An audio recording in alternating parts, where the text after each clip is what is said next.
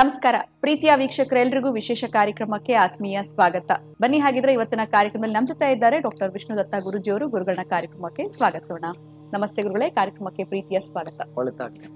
ಶುಭ ಶುಕ್ರವಾರ ಇವತ್ತು. ಈ ಶುಕ್ರವಾರದ ದಿನ ಎಲ್ಲೋ ಒಂದು ಕಡೆ ಮಹಾಲಕ್ಷ್ಮಿ ನಮ್ಮನೆಯಲ್ಲೇ ನೆಲೆಸ್ಬೇಕು ಅಥವಾ ಮಹಾಲಕ್ಷ್ಮಿನ ನಮ್ಮ ಮನೆಗೆ ಕರೆದುಕೊಂಡು ಬರಬೇಕು ಅಂತಂದ್ರೆ ಏನ್ ಮಾಡ್ಬೇಕಾಗತ್ತೆ? ಬಹುಶಃ ಹೆಣ್ಣು ಮಕ್ಕಳು ಅಷ್ಟೇ ಅಲ್ಲ, ಪ್ರತಿಯೊಬ್ಬರಿಗೂ ಕೂಡ ಲಕ್ಷ್ಮಿ ಅನ್ನುವಂಥದ್ದು ಅಷ್ಟು ಇಂಪಾರ್ಟೆಂಟ್ ಅಂತ ಹೇಳ್ಬೋದು. ಏನ್ ಹೇಳ್ತೀರಾ ಗುರುಗಳೇ ಇದ್ರ ಬಗ್ಗೆ? ಮಹಾಲಕ್ಷ್ಮಿ ಅನ್ನೋರಿಗೆ ಫೋನ್ ಮಾಡಬೇಕು. ಓಂ ವಿಶ್ವಸ್ಮೈ ನಮಃ. ಪ್ರೀತಿಯ ಬಂಧುಗಳೇ, ಇಷ್ಟೇ. ಅದ್ರ ಅರ್ಥ ಏನಂತಂದ್ರೆ, ಮಹಾಲಕ್ಷ್ಮಿಯನ್ನ ನಮ್ಮ ಮನೆಗೆ ಬರಮಾಡ್ಕೊಳ್ಬೇಕಾದ್ರೆ ನಿಮ್ಮ ಹತ್ರ ಲಕ್ಷ್ಮಿ ಅನ್ನೋರ ನಂಬರ್ ಇದ್ರೆ, ನಿಮಗೂ ಅವ್ರಿಗೂ ಪ್ರೀತಿಯ ಸಾಂಗೋಪನೆ ಇತ್ತು ಅಂತಂದ್ರೆ, ಇಬ್ಬರಿಗೂ ವಾತ್ಸಲ್ಯ ಇತ್ತು ಅಂತಂದ್ರೆ ನೀವು ಕರೆದ್ರೆ ಬರಲೇಬೇಕು. ಹಾಗೇನೆ ಇದಕ್ಕೊಂದು ಪ್ರೋಸೆಸ್ ಇದೆ.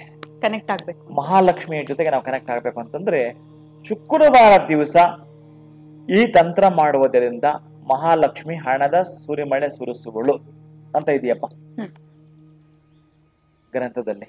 ಬಟ್ ಅದು ಹೇಗೆ ಹಣದ ಸುರಿಮಳೆ ಸುರಿಸ್ತಾಳೆ?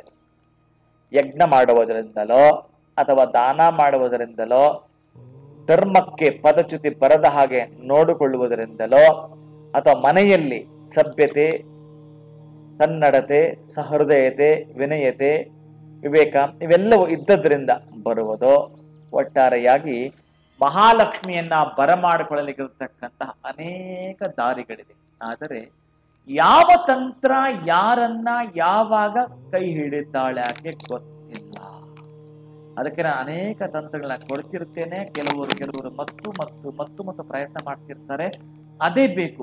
ಒಟ್ಟಾರೆ ನಮ್ಮದೇನಂತಂದ್ರೆ ಛಲದಂಕಮಲರಾಗ್ಬೇಕು ನಾವು. ಛಲ ಇದ್ದು ನಾನು ಈ ರೀತಿಯಾಗಿ ಮಾಡಿ ನನ್ನ ಕೆಲಸದಲ್ಲಿ ಸುಮ್ಮನೆ ಇದ್ದು ಬಿಟ್ರೆ ಮಹಾಲಕ್ಷ್ಮಿ ಬರಲ್ಲ.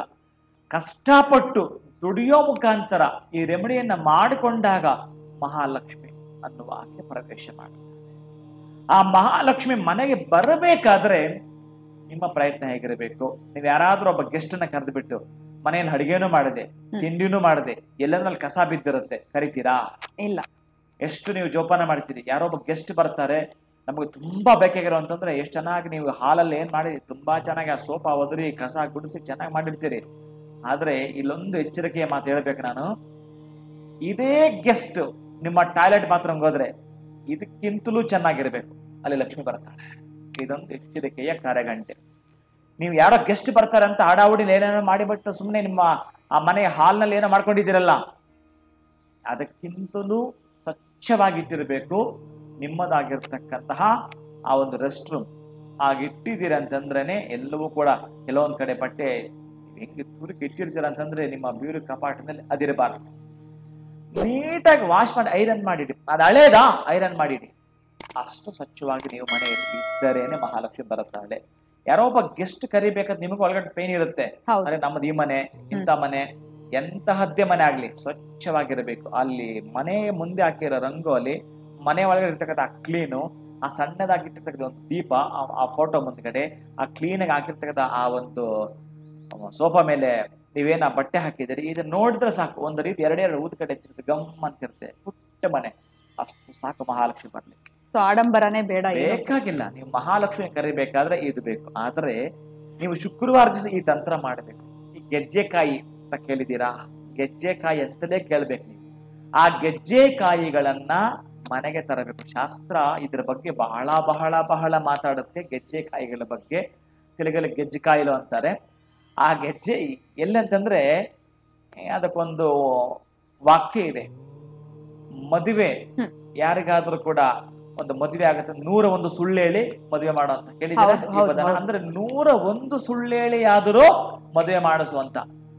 ಆಮೇಲೆ ಯಾರಿಗಾದ್ರೂ ಒಬ್ಬರಿಗೆ ಒಳ್ಳೇದಾಗುತ್ತೆ ಅಂತಂದ್ರೆ ಅಲ್ಲೊಂದು ಸುಳ್ಳು ಹೇಳು ಅಂತ, ಶತ್ರು ಮಿತ್ರ ಆಗ್ತದೆ ಅಲ್ಲೊಂದು ಸುಳ್ಳು ಹೇಳು ಅಂತ. ಇನ್ನು ಯಾವಾಗ ಸತ್ಯ ಹೇಳೋದು? ಗೆಜ್ಜೆಕಾಯಿ ಆಡುವಾಗ್ಲಾ ಅಂತ ಕೇಳ್ತಾರೆ. ಯಾವಾಗ ಹೇಳೋದು ಅಂದರೆ ಗೆಜ್ಜೆಕಾಯಿಗಳ ಮಹತ್ವ ಅಷ್ಟಿದೆ. ಅದಕ್ಕೆ ನಾನೇ ಹೇಳ್ತೇನೆ ಅಂತಂದ್ರೆ, ಆ ಗೆಜ್ಜೆಕಾಯಿಗಳು ಧೂಪ ಹಾಕ್ತಾರಲ್ಲ, ಈ ಧೂಪದ ಬೌಲ್ ಇರುತ್ತೆ. ಆ ಧೂಪದ ಬೌಲಲ್ಲಿ ಈ ಗೆಜ್ಜೆಕಾಯಿಗಳನ್ನ 6 ಗೆಜ್ಜೆಕಾಯಿಗಳನ್ನ ಹಾಕಿ ಅದರ ಮೇಲೆ ಕರ್ಪೂರವನ್ನ ಸವರಿ ಬೆಂಕಿ ಹಚ್ಚಬೇಕು. ಅದಕ್ಕೆ ಅಂದ್ರೆ ಅದು ಪೂರ್ತಿ ಗೆಜ್ಜೆಕಾಯಿಗಳು ಸುಡಬೇಕು. ಆ ಸುಟ್ಟು ಆ ಕರ್ಪೂರದ ಜೊತೆಗೆ ಆ ಗೆಜ್ಜೆಗೆ ಸುಟ್ಟಿರ್ತಕ್ಕಂತಹ ಏನು ಆ ಆರತಿ ನೀವು ಮಾಡಿದಿರೋ ಆ ಭಸ್ಮ ನಿಮ್ಮ ನಿಮ್ಮ ಮನೆಯಲ್ಲಿ ಇತ್ತು ಅಂತಂದರೆ ಅದ್ಭುತವಾಗಿರ್ತಕ್ಕಂಥದ್ದು. ಅದನ್ನ ನೀವು ಹಣೆಗೆ ಇಟ್ಕೊಳ್ತಕ್ಕಂತಹದ್ದು, ಮನೆಯ ಹೊರಗಡೆ ವಸ್ತ್ರಿಗಿರ್ತಕ್ಕಂತಹದ್ದು, ಸ್ವಲ್ಪ ಮಟ್ಟಿಗೆ ಅರ್ಶನ ಮಾಡಿದ್ರಲ್ಲ ಅಲ್ಲಿ ಸ್ವಲ್ಪ ಇರ್ತಕ್ಕಂತಹದ್ದು. ಇವತ್ತು ನೀವು ಇಟ್ಟಿದ್ದೀರ ಅಂತಂದ್ರೆ ನೆಕ್ಸ್ಟ್ ಶುಕ್ರವಾರ ತನಕ ಅದರ ಪವರ್ ಇರುತ್ತೆ, ಅಷ್ಟು ಚೆನ್ನಾಗಿರುತ್ತೆ. ಮತ್ತು ಶುಕ್ರವಾರ ಇದನ್ನ ಮಾಡತಕ್ಕಂಥದ್ದು. ಈ ಗೆಜ್ಜೆಕಾಯಿಗಳನ್ನ ಸುಟ್ಟು ಆ ಭಸ್ಮವನ್ನ ನೀವು ವಿಭೂತಿಯಾಗಿ ಧಾರಣೆ ಮಾಡ್ತೀರಂತಂದ್ರೆ ಬಹಳ ಅದ್ಭುತವಾಗಿರುತ್ತೆ. ಮತ್ತು ಇನ್ನೊಂದು ರೀತಿ ಇದೆ ಇದಕ್ಕೆ. ಇನ್ನೊಂದು ರೀತಿ ಅಂತಂದ್ರೆ ನಿಮಗೆ ಆ ಗೆಜ್ಜೆಕಾಯಿ ಸಿಗ್ಲಿಲ್ಲ ಅಂತಂದ್ರೆ ಈ ಕಮಲಾಕ್ಷಿ, ನಾನು ಅವಾಗ ಕೈಲಿ ಇಟ್ಕೊಳ್ತೀನಿ, ಆ ಕಮಲಾಕ್ಷಿ ಅಂತಾರಲ್ಲ, ತಾವರೆ ಬೀಜಗಳಂತಾರ, ಅದನ್ನ ಆ ಬೀಜಗಳನ್ನು ಕೂಡ ಸುಟ್ಟು ಆ ಭಸ್ಮವನ್ನ ತಿಲಕವನ್ನಾಗಿಟ್ಟುಕೊಂಡವರು ಸಹಿತ ಮಹಾಲಕ್ಷ್ಮಿ ಖುಷಿಯಾಗಿ ಸಂತೃಪ್ತಳಾಗಿ ಈ ಘಮದ ಪರಿಮಳ ಅವಳು ಎಲ್ಲಿರ್ತಾಳಲ್ಲಿ ಕನೆಕ್ಟ್ ಆಗ, ಓಹ್ ಯಾವುದೋ ಮನೆಯಲ್ಲಿ ನನಗೆ ಸಂಬಂಧಪಟ್ಟ ವಸ್ತುಗಳನ್ನ ಈ ರೀತಿ ಮಾಡಿದ್ದಾರೆ, ಅವರು ಧಾರಣೆಗೆ ಧರಿಸಿದ್ರೆ ಸೂಕ್ಷ್ಮವಾಗಿ ನನ್ನನ್ನು ಕರೀತಾ ಇದ್ದಾರೆ ಅಂತ ಹೇಳಿ ಮಹಾಲಕ್ಷ್ಮಿ ನಿಮ್ಮ ಮಿತ್ರಳೋ ನಿಮ್ಮ ಮನೆಯಲ್ಲಿ ಯಾರಿಗಾದ್ರೂ ಕೂಡ ಹೆಸರಿಟ್ಟಿದ್ರೆ ಯಾಕೆ ಕರೆದ್ರೆ ಹೇಗೆ ಬರ್ತಾರೋ ಅಷ್ಟೇ ಈಸಿಯಾಗಿ ಮಹಾಲಕ್ಷ್ಮಿ ನಿಮ್ಮ ಮನೆ ಪ್ರವೇಶವಾಗ್ತಾರೆ.